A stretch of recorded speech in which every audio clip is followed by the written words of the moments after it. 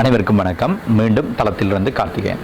இன்றைக்கு நாங்கள் பார்க்கிற விஷயம் என்னென்னு சொன்னால், இந்த முறை அதாவது 2024ஆம் ஆண்டு உயர்தர பரீட்சைக்கு தோற்றி 3 பாடங்களில் சித்தியடைந்த மாணவர்களுக்கு பல்கலைக்கழக வாய்ப்பை பெற்றுக்கொள்வதற்காக பல்கலைக்கழக மானியங்கள் ஆணைக்குழுவால் விண்ணப்ப வடிவம் கோரப்பட்டிருக்குது. இது எதிர்வரும் 9ஆம் தேதி, மே மாதம் 9ஆம் தேதி ஓப்பன் ஆகுது அப்ளிகேஷன். மே மாதம் 30ஆம் தேதிக்குள்ளே நீங்கள் விண்ணப்பிக்கணும்.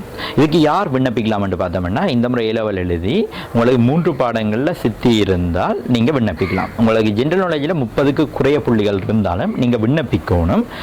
எதிர்வரும் உயர்தர பரீட்சையில் நீங்கள் ஜெனரல் நாலேஜை மட்டும் எழுதி கொடுத்தா போதும். உங்களுக்கு பல்கலைக்கழக மானியங்கள் ஆணைக்குழு அடுத்த முறையில், அதாவது எதிர்வரும் அப்ளிகேஷனில் உங்களை அவங்க பல்கலைக்கழக தெரிவுக்கு உள்வாங்குவார். இதுதான் ப்ராசஸ். ஓகே, இப்போ நாங்கள் இதில் பார்த்தோம்னு சொன்னால், இதுக்கு நீங்கள் எப்படி விண்ணப்பிக்கணும்.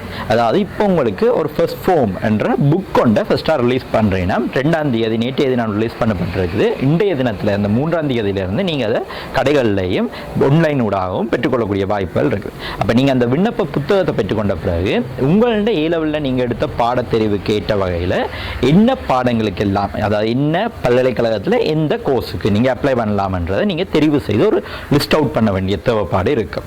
ஓகே, இப்போ உதாரணத்துக்கு பயோ எடுத்த பயோ, பிசிக்ஸ், கெமிஸ்ட்ரி என்ற 3 பாடங்கள் எடுத்த ஒரு மாணவியாக இருந்தால் இவ தன்னை பாடத்தெரிவின் அடிப்படையில் தான் எதுக்கெல்லாம் அப்ளை பண்ணலாம் என்ற தெரிவு ஒழுங்கொண்ட மேற்கொள்ளணும். இப்போ நீங்கள் ஸ்ட்ரீமாக எடுத்திருந்தீங்கன்னா, பயோ, மேத்ஸ், ஆர்ட்ஸ் அப்படி ஒரு ஸ்ட்ரீம் லெவலில் எடுத்திருந்தீங்கன்னா உங்களுக்கு தெரிவு செய்ய கொஞ்சம் ஈஸியாக இருக்கும்.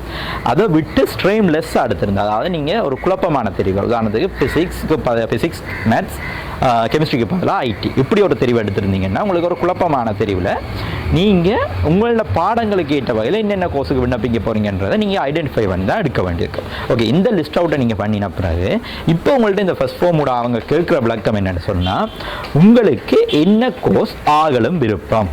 அதாவது இப்போ உதாரணத்துக்கு எக்ஸ் என்ற நபருக்கு தனக்கு ஃபர்ஸ்ட் ஃபார்மூடாக தான் விண்ணப்பிக்கிறதுல இந்த கோர்ஸ் தொடர்பில் எனக்கு அதிகளவான விருப்பம் இருக்கின்ற கோர்ஸை நீங்கள் முதலாவதாகவும், எனக்கு ஆகலும் குறைவாக இந்த கோர்ஸுக்கு விருப்பம் இருக்கின்ற கோர்ஸ் ஆகலும் கீழவும் போடணும்.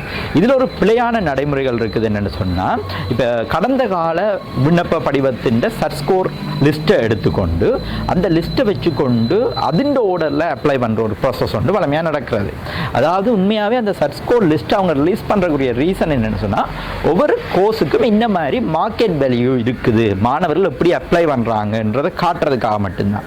நீங்கள் அதை கட்டாயம் டிபெண்ட் பண்ணி தான் விண்ணப்பிக்கணுமென்ற அவசியம் இல்லை. இப்போ உதாரணத்துக்கு ஒரு பிள்ளைக்கு கியூஎஸில் நல்ல இன்ட்ரெஸ்ட் இருக்குது, இன்ஜினியரிங்கை விட என்று சொன்னால் நீங்கள் கியூஎஸை கொண்டு வந்து முதலாவதாக போடலாம். அதில் எந்த ஒரு பிரச்சனையும் இல்லை.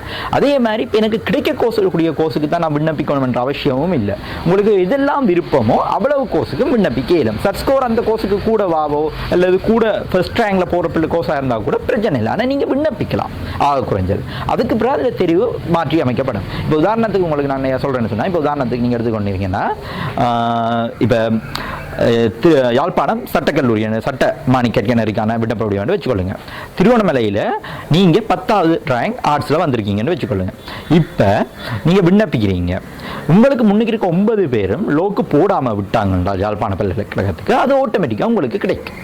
அப்போ நீங்கள் அது எனக்கு கிடைக்காது, முதல் 3 ரேங்கில் வந்தாங்களே தான் கிடைக்கும் என்று நீங்கள் பிழையான ஒரு அனுமானத்தோட விண்ணப்பிக்காமல் விட்டீங்கன்னா அது உங்களுக்கு பிழைக்கக்கூடிய வாய்ப்பு இருக்குது. அப்போ இதை கூட கவனத்தில் எடுத்துக்கொள்ளுங்க. அதனால் இந்த பிழையான நம்பிக்கைகளை விட்டுட்டு எல்லா கோர்ஸுக்கும் விண்ணப்பிங்க. ஓகே, இதில் 2வது விஷயம் என்னென்னு சொன்னால், இப்போ நீங்கள் விண்ணப்பிக்கல கூடுதலான கற்கினர்கள் தொடர்பில் அதுக்கு என்ன மாதிரியான ஆப்பர்ச்சுனிட்டிஸ் இன் ஃபியூச்சர் இருக்குது என்றதில் பற்றி கொஞ்சம் ஆராயுங்க. உங்களோட கையில் எல்லாத்தையுமே மொபைல் ஃபோன் இருக்குது, அதில் நீங்கள் அந்த கோர்ஸின் வெப்சைட்டில் போகலாம். அதாவது அந்த யூனிவர்சிட்டி வெப்சைட்டில் போனீங்கன்னா அந்த கோர்ஸின் மொடியூல், அதுக்கு என்ன வாய்ப்புகள் இருக்குது, அது எப்படி படிப்பிப்பாங்க எல்லாமே பார்க்கலாம். அதுகளை கொஞ்சம் ரிஃபர் பண்ணுங்கன்றது என்ற ஒரு சஜஷன். ஓகே, இதை விட்டு இப்போ உங்களுக்கு முக்கியமாக தெரிஞ்சிருக்க வேண்டிய இன்னொரு விஷயம் இருக்குன்னு சொன்னால், இப்போ ஆப்டிடியூட் டெஸ்ட்டுக்கு விண்ணப்ப வடிவம் கோரப்பட்டிருக்குது. அதாவது இந்த பல்கலைக்கழக மானியங்கள் ஆணைக்குழுவால் கோரப்பட்டிருக்க இந்த விண்ணப்ப வடிவம் ஃபர்ஸ்ட் ஃபார்மூடாக நீங்கள் விண்ணப்பிக்கிற கற்கினர்களில் ஒரு சில கற்கினர்களுக்கு மாத்திரம் ஆப்டிடியூட் டெஸ்ட் என்ற ஒரு கம்போனண்ட்டும் கம்பல்சரி கம்போனண்டாக இருக்குது. அதாவது இப்போ நீங்கள் உயர்தரத்தில் 3 பாடங்களில் சித்தியம் அடைஞ்சிருக்கணும், அந்த ஆப்டிடியூட் டெஸ்ட்டில் நீங்கள் பாஸ் பண்ணியும் இருக்கணும். இப்போ குறிப்பாக இந்த கலை, ஃபைன் ஆர்ட்ஸ் சம்பந்தப்பட்ட கோர்ஸ்களுக்கு architecture, landscape architecture, fashion design இப்படியான கோர்சஸ் உட்பட கிட்டத்தட்ட ஒரு 27 கோர்சஸுக்கு இந்த ப்ராசஸ் இருக்குது. இதில் நீங்கள் பார்த்தீங்கன்னு சொன்னால், இப்போ உதாரணத்துக்கு டான்ஸ் எடுத்து நீங்கள் டிஸ்ட்ரிக்ட் ஃபர்ஸ்ட் ட்ரிங்கோமலியில் ரெண்டு வச்சுக்கொண்டா, நீங்கள் ஆப்டிடியூட் டெஸ்ட்டுக்கு செட் பண்ண இல்லைன்னு சொன்னால் நீங்கள் டிஸ்ட்ரிக்ட் ஃபர்ஸ்ட்டாக இருந்தாலும் அந்த கோர்ஸுக்கு போக முடியாது. அப்போ நீங்கள் கட்டாய ஆப்டிடியூட் டெஸ்ட்டில் சிட் பண்ண வேண்டிய அவசியம் இருக்குது. ரெண்டாவது கட்டம் பார்த்தோம்னு சொன்னால் நீங்கள் அப்படி ஆப்டிடியூட் டெஸ்ட்டுக்கு சிட் பண்ணி, இப்போ உதாரணத்துக்கு நீங்கள் ஒரு பின்னால் ரேங்கில் இருந்தாலும் நீங்கள் முன்னால் இருக்காக்க சிட் பண்ணாத இடத்துல நீங்கள் அதுக்கு சிட் பண்ணிக்கல, உங்களுக்கு அந்த வாய்ப்பு கிடைக்கக்கூடிய வாய்ப்பு இருக்குது. அதன் அடிப்படையில் இப்போ எல்லாரும் கட்டாயம் இந்த ஆப்டிடியூட் டெஸ்ட் பற்றியும் கன்சிடர் பண்ணுங்கன்றதையும், இது தொடர்பாக மேலதிக தகவல் தேவைப்பட்டால் என்னையோ தளத்தையோ தொடர்பு கொள்ள முடியும். எதிர்வரும் 19ஆம் தேதியிலிருந்து தளத்தில் நாங்கள் ஃபர்ஸ்ட் ஃபார்ம் விண்ணப்ப படிவம் செய்ய இருக்கிறோம். அதுக்கு முன்னர் இது தொடர்பான வழிகாட்டல் அமர்வுகள் நடைபெற இருக்குது. அப்போ அது தொடர்பான தகவல் அடுத்து நாங்கள் பகிர்ந்து கொள்வோம். தொடர்ச்சியாக இணைஞ்சிருங்க. நன்றி, வணக்கம்.